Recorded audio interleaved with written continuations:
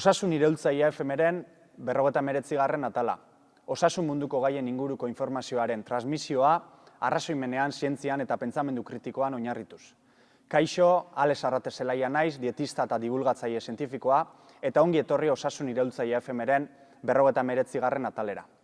Gaurko atalean, hilabeteroko zitari hutsik egin gabe, beste gonbidatu berezi batekin gatoz. Ibon Aldazabalekin hain zuzen ere. Ibon, zestalari ohia da, profesional ohia. Kirolari bezala hainbat garaipen ditu. Txapelei dagokionean, binakako, mundu mailako zesta txapelketa nabarmentzen da.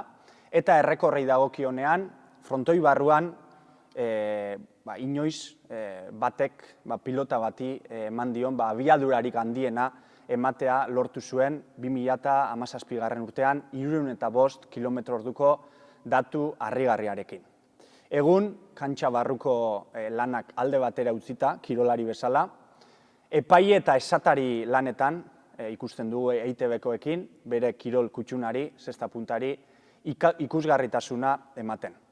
Hurrengo minutuetan podcastean, puntista bezala, bere ibilbide profesionalaren inguruan, aipaturiko errekorrari buruz, edota zesta puntak izan duen evoluzioaren, edota bere ustez, hurrengo urteetan, izan dezakenaren inguruan hitz egingo dugu, besteak beste. Denborari galdu gabe goazen elkarrizketarekin. Ibon Aldazabal, ongi etorri podcastera. Eskerrik asko. Dana ondo? Bai, ondo, tenplau dana. Ez dakit jakingo duzun, baina zestalari profesional gisa edo ez zestalari bezala, gure podcast honetara, Osasun iraultzailea FM honetara, datorren 3. zestalaria zara. Eta kasualitatez, 3. atzelaria Jon Zabala Bulet eta Ibar Luzearen ondoren. Zure kasuan, zergatik hasi zinen atzeragoko kuadroetan, zestan? Bueno, azken baten, aztez azenin zestaz, ez tozu bideratzen zure joku aurrera edo atzera ez, danak antzera batzutan aurrein, beste atzin.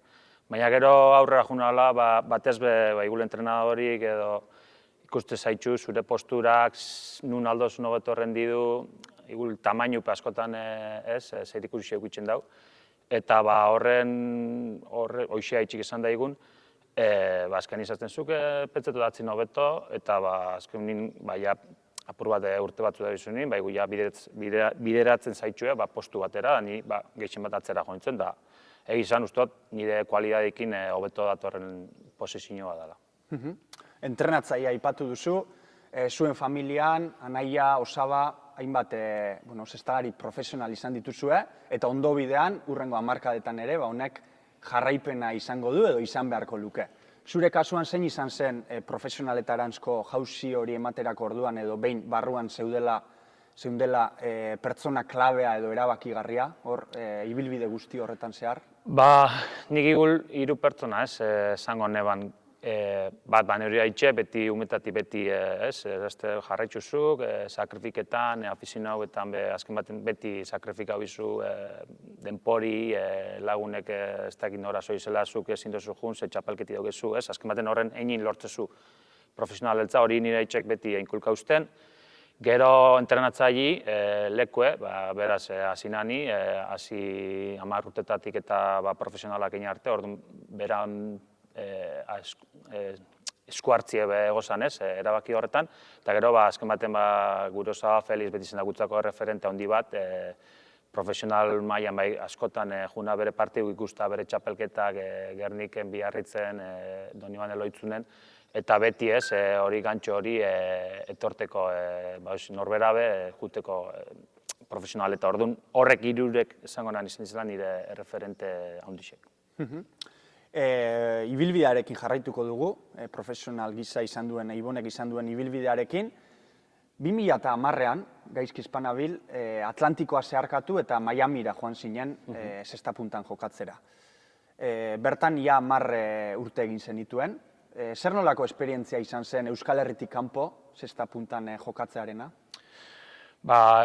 Esperientzia handixe, bai deportiboki eta bai bizitza modun, nik hemen karreria ikesten nengun, bukatu neban, 23 urtegaz, ja nahiko askotan igur berandu ez da, baina ja nigaz jokatuteko gehixenak ja Ameriketa jundeu esan, 2-3 urte harina, nik ikasketak amaitxu arte neba nahi jun, eta egizan, salto handiz izan, azken baten zoi ez beste herrialde batera, ja zure familixaik ez dauena, orduan, azteza ikasketa prozeso handi baten, bai zertu kantxa barrun, eta bai kantxatik kanpa bizitzi nundi doien, eta bizitzan zertzu gauzak enbizu zen, aurrera jarraitzeko. Eta denbora tarte horretan, 2017an, gaizki Hispanabil, zure errekor hori aipaturiko, sarrerako aurkezpenean aipaturiko errekor hori etorri zen. 30 urterekin? Bai. Aipatu bezala, 305 kilometro orduko abiadura eman zenion pilota horri, inoiz frontoi baten barruan neurtu den abiadurarik handiena. Zure ustez, zein ezaugarrik edo zein ezaugarri tarteko lortu zenuen momentu jakin horretan beste guztien gainetik egotea? Egiz esaten botzut, ez sorpresi, baina sekulo adibidez, eneban neure jaurtitik eta bat neurtu barik honintzen. Momentu horrela arte, lehiak eta hori eitxi pentsauan arte frontoiek, sekulo ez neurtu barik neuken neure abiadura, banak isen gogor emoten zela, nire aurkari danak esatzen, zuk emotazu nina bebetik hori, beste velozidade bat ekartzen dago belotiek, eta horrek entzuten dauken, da. Orduan, horren barrun, nik usteot nire zaugarriz izan, nik beti dana zemotzat, gorputzeko ataldanak aprobetxeten eban, abiadura moteko. Orduan, usteot batez be, tamainu ebe bai, mutila hondi naz, altue, eta soluziek eta hori, baina batez be posturian aprobetxetie hori horrek beste guztixen gainetik gotia. Gero, 3 urte beranduago, 2021 buelta horretan, Iñaki Osagoikoetxeak abiadura handiagoa eman zion pilotari, baina guztiz kondizio ezberdinetan, ezta? Frontoi batetik kanpo, Ibarluzea komentatu zigun, bere podcastean, zestaren materiala ere ezberdina izan zela, espezifikoki diseinatua, abiadura oso handian ateratzeko pilota hori. Zuk esango zenuke, 30 urterekin, zure potentzia segunentik altuenean, garai horretan, kondizio horietan, esango zenuke, behintzat zure datu hori, zure datu altuena, botako zenuela, esango zenuke kondizio horietan, Iñakiren kondizioetan? Nik usteot, aukera gauko nitxula ez, azken baten rekord ezberdin bada, azken baten Guinnessa zer rekorre dauken zeinek ez dauken, horrep esaten dago ez, beste egoera eta beste baliabide batzuk inindeko rekorra izan, esan dozune, bai materiala, zestie dana guztiz pentsaute horretarako, eta nik usteot momentu horretan, gainera jakinde errebesez, azken baten zestaz, abiadura gehixena lortu zu errebesez botatie, eta errebesez neure aukera gauko nego esala, horretara hurbiltzeko edo horri biltzeko bintzat. Eta, errekorrarekin bukatze aldera jakin berritxun, udalerri honetan, 1000 zemat bizizarete, 2000 eskaz? 1300. 1300 pertsona bizi diren udalerri honetan, baina familia berberean, espila abizenez, 2 errekorre daudela, eta biak gainera markan azaldu ziren, zurea ere, Julen Arrate espilarena, bere garaian, marka egunkarian azaldu zen, zurea ere bai, ezta? Eta bertan gainera elkarrizketa ere egin zizuten. Bai, egizan, berritxu herritxekixe da, baina bada hemen pertsonaje asko bere zer esan amondabenak, ez? Eta nire kasuen rekorra, gainera izan rekorra ineban, eta hor bertan urte betera Bartzelonako mundiala etorri zan, eta horren gora beran markape jarraipen handi bat iban, eta bai hartu ginen gu, bere sasoien Julen da hartu zin, ez? Azken baten, eta ondinok atzetipe datozela beste batzuk agertzeko asmuaz. Jarraipena dagoen. Ibilbide alde batera utziko dugu, eta aipaturikoa aurkezpen horretan, sarrerako aurkezpen horretan. Azken urteotan, epaile lanetan aipatu dut, baina oso puntualki egiten duzune gauza da hori, bereziki EITB-koekin ikusten zaitugu esatari lanetan. Zer nolako esperientzia izaten ari da, euskitze eta hauekin lanean aritzarena? Esperientzia politxe ez, gainera da gauza bat, einala ikesten zoi esena, nire buru ikustu gero eta erretza solti haue, gainera euskitze bera oso makina bada horretan, eta asko ikestezu bere gandik.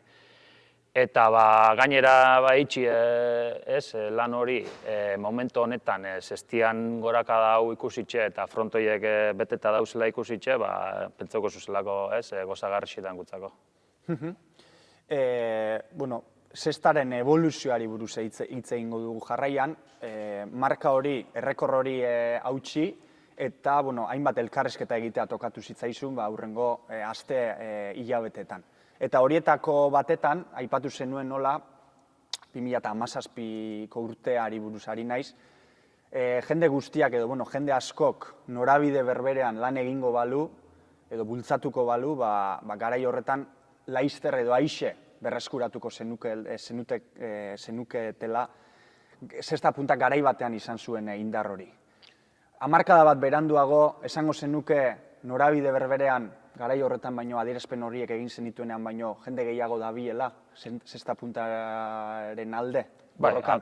Bai, nik uste dut argi dauela, ez? Azken baten, desberdintasun handiz egon danin sasoi horretan neuken egoeri zestik, eta gaur egun indauken egoeri da,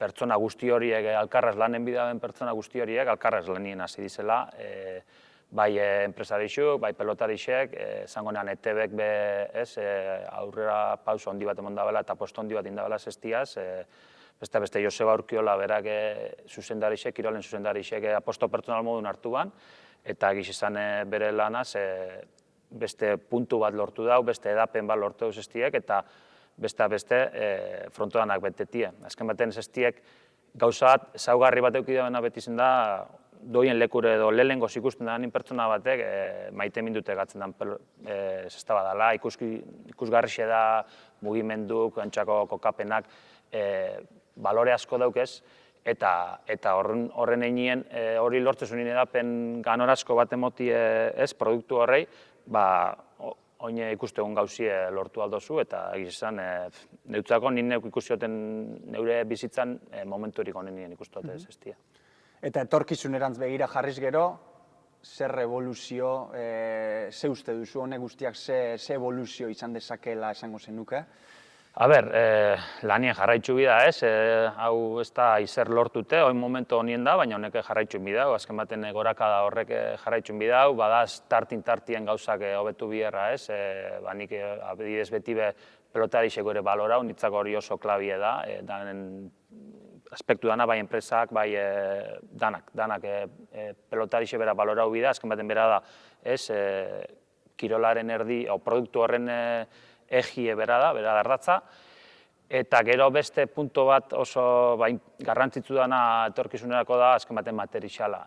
Zestak azken baten oso gatxada lortzie, minbrezko zesta horren, industrialki produzitzie, bere gaur egungo material modernukin hori lortzie, horren baliabidik eta horren ezaugarrixek lortzie, eta hori nik uste klab izango dela, etorkizunerako, azken baten kirol honen edapenien, beste Euskal Herritxik lehengo moduen beste herrialde batzutara joteko, beste leko batzutara joteko, prozesu horretan gauza horrek oso importantik izango di. Hortaz, Ibonen iritzi hori, egoera globalki aztertu dugu, zure jaioterri eta bizitokira ekarriko bagenu, evoluzio hori edo, badakite 3 hamarkada baino gehiago joan direla, edo 30 urtetik gora, hemen Berritxuko zesta punta eskola sortu zenetik, ze puntutan dagoela esango zenuke, zesta puntaren egoera lokalki aztertuz gero zure udalerrian? A ber, gorakada horren barruen, bebai, astuazte aipatzi edo bai, eskolekin daben lana garrantzitsu izen da, eskola desberdina eskola lana hundixin dabe, gaztetxuk zestaz hartzen, gaztetxuei ez erakusten zestaz jokatzen, gero eta bai neska bai mutil eskolak betetan umiekin, eta Berritxuk horren barruen egoera honien da ez, nire sasoko egoeratik gaur egungo egoera aurrera pauso bat egon da, asko gaztetxo gehiago da bize zestaz, eta hor jarraitzen dago ez. Horren barrun, esan den bida lan handi bat dauela, eta lan hori aurrera eitzen jarraitzu bida, etorkizunean maila horretan jarraitzeko. Azken hamarkadan oso deigarria da, emakumeen presentzia nola handitu den bereziki frontoiko kiroletan eta zesta punta ez da salbuespen bat. Hone guztiak, suposatzen dut, jarraipen bat izatea izango litzatekeela egokiena, baina hasiera puntu bezala hor dago, hor daude datu guztiak, zenbat txapelketa eta presentzia nola handitu den. Berriatuan ere, suposatzen dut, adin gazteetatik hasita, oinarri bezala hor egongo direla, bereziki neska horiek guztiak. Hone guztiak jarraipen on bat izaten duen, hor egongo zarete zuek, ikusgarritasuna ematen eta zesta eskola nola lantalde handi bat horren guztiaren atzean. Bukatzeko, Ibon, azkena, gure elkarrizketatu guztiek elkarrizketari amaiera emateko erantzun beharrekoa. Momentu honetan, zure aurrean 16 urteko zure bertsioa egongo balitz zer esango zenioke, edo bestera batera esan da, 16 urteko Ibon Aldazabali zein hitz luzatuko zenizkioke momentu honetan? Ez dakit, izango notzen jarraitzeko lanien, bertan momentu ez tozu ikusten, 16 urteaz normala mundu da asko gitzezu, ez dakit zerrein, hau merezizta hau eitxi, ez eitxie, nire bizixen dundi jongo da, ez da bai daukitzen dugu pertsona horrek bere buruaz, eta azken bat izango notzan, lasai egoteko, azken baten jarraitzen bozu lanien eta borondate hona zeitzen bozuz gauzak lortzen jute zari bizitzan, eta hor aspektutik bide horretatik jarraitzeko. Mila esker, Ibon, gurean izatearren, eta hurrengo arte ondo segi. Bardin, agur. Eta hau esan da bukautzat emango dugu Osasun Iraultzaile FM-ren 59. atala. Mila esker entzuteagatik eta meze bezala podcast hau partekatzea eskatuko dizuet, emandako informazio guztia, erabilgarria eta lagungarria izango zaiela uste duzuen pertsona guztiekin. Horrez gain Spotify ebaluazio bat utziko bazenigukete, asko eskertuko genuke.